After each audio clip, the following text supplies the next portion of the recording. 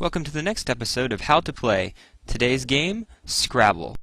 As always, let's make sure we have all the pieces necessary for playing.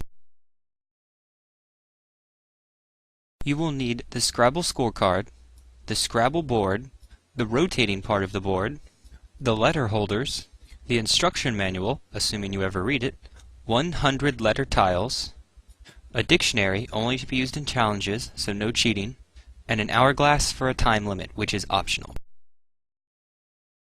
To set up, make sure you have all 4 stickers placed on the letter holders. Then grab the 4 plastic pegs and place them in the rotating piece. Then use the other 4 pegs on the main board. Finally, place the board on top of the rotating piece. Place all the letter tiles in the bag. There are 2 ways to determine who goes first. All players draw from the bag of letters, and whoever draws the letter closest to A goes first. If you grab a blank, then you automatically go first. The second way is to have everybody draw all 7 of their letters from the bag and place them in their piece holder. Then whoever believes they can make the longest word goes first.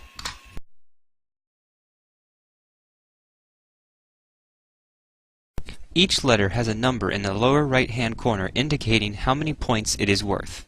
A blank is worth 0 points, but can be used for any letter of the alphabet. There are also spaces on the board you want to compile your letters so that you can get additional points. A double letter score multiplies the tile that is on top of it by 2. In the example, if it was a W, it would be 4 times 2 equaling 8 points. A triple letter score multiplies the letter on the tile by 3. Again, if it was a W, it would be 4 times 3 equaling 12 points. If any of your letters form the word across a double word score, then it multiplies the entire word by 2.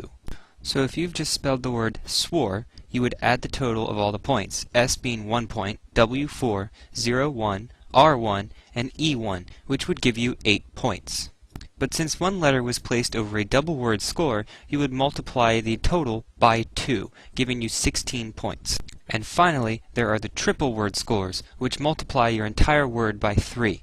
So using the same word swore as before, we can multiply that instead by 3, and we will have 24 points. Let's say S is on a double letter score, and O is on a double word score. First, you would multiply the 1 point of S from the double letter score first, before adding or multiplying any other letter. And so 1 times 2 is 2, which you would then add to the rest of the words, which would make 9. Then you multiply 9 by 2 to equal 18. If you use all 7 letters from your tray, you will get a bingo, which gives you 50 additional points in addition to the points you've already earned. Once any of these tile spaces are used, they can never be used again. Now let me show you the rules by playing a sample game, whereas you are player 2 and your opponent goes first. Make sure you have 7 letters from the bag. Now your opponent has just created his first word, swore. The first word must go along the pink star in the center of the board, and the first player that places the word there also gets an additional double word score. It is now your turn, and you must build off any word on the board. You cannot start a word that does not connect to what is already on the board.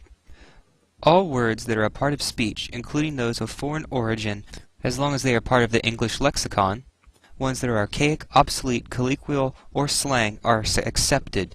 However, words that are not accepted are words that are always capitalized, which most referred to as the proper nouns, abbreviations, prefixes and suffixes standing alone, words requiring a hyphen or an apostrophe.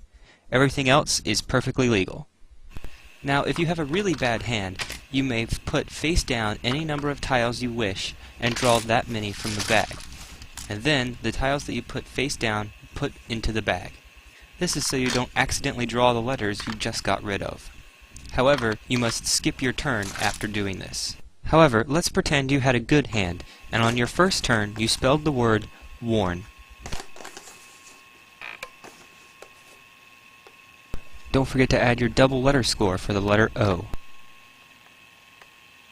Then, make sure to grab 3 letters to replace the ones that you used. On his next turn, your opponent played tore. Now, let's assume you don't think that's a real word. You can challenge. You would then use the dictionary to look up the word, and since it really is a word, the person that challenged loses their next turn. But let's assume you're smart enough not to challenge this word. Always remember that when possible to build off the end of a word in the opposite direction so that you get points for 2 words. Just make sure that they actually spell words. For your second turn, let's just assume you put an S on top of worn to form sworn. Now your opponent makes a word you know is not real, so you challenge. Since it is not in the dictionary, he then skips his turn and cannot play any other letters. Play continues until one player has used all of his letters, or until nobody has played a whole turn, because it's impossible to do so. Then whoever has the highest score wins. There are also many variations on the game that you must agree on before playing. The first is allowing anyone to rearrange any word on the board as long as you build off of it. For example, you could take the word hat and rearrange it to spell T-H-A and then add a T to it to spell that. In this instance, a blank was used to form the letter N to spell worn. At the beginning of your turn, if you have the letter N, you may put the letter in there and take the blank so that you can use it for a future time. You may then spell your word, as there is no penalty for doing this. Exchanging letters means that you can exchange any letter on the board for one that you own as long as it spells a word on the board.